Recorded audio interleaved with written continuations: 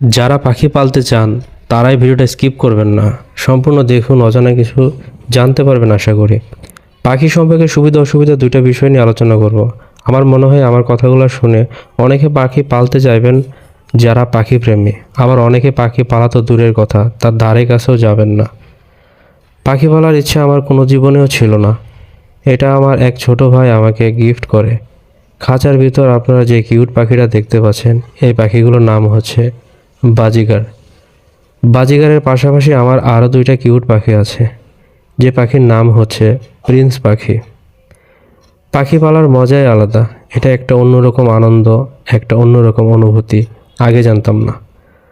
তবে এইগুলোর পিছনে অনেক বিশাল বড় প্যারাও আছে, যে প্যারা হয়তো অনেকে নিতে চাইবে না।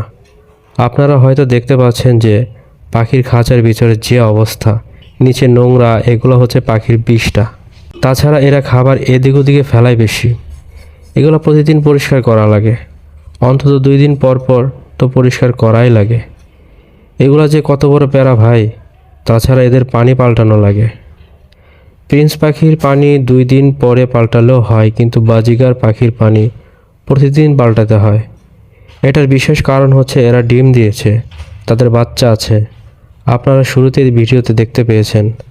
এই বাজিগারদের আমাদের এক্সট্রা কেয়ার করা লাগে। বিশেষ কারণ হচ্ছে এদের ডিম আছে। এই সাদা সাবানের মতো যে খাবারটা দেখতে পাচ্ছেন, এটা হচ্ছে এক্সট্রা খাবার, শুধুমাত্র ডিম পেড়েছে বলে। তাছাড়া এদের আরেকটা খাবার দেওয়া হয় লাল পাউডারের মতো, আপনারা দেখতে পাচ্ছেন।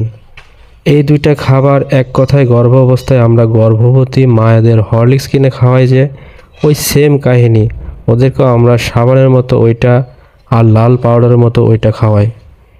এদের পালার আরেকটা বড় প্যারা হচ্ছে এদের খাবার প্রতিদিন পাল্টাতে হয়। কারণ এরা যে দানাদার খাবারগুলো দেখছেন, এই খাবারগুলো এরা সম্পূর্ণ খায় না।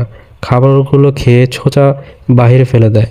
এগুলো আবার প্রতিদিন পরিষ্কার করা লাগে, আর বিষটা তো পরিষ্কার করাই লাগে। খাবারগুলো দানাদার খাবার, আপনারা দেখতে পাচ্ছেন।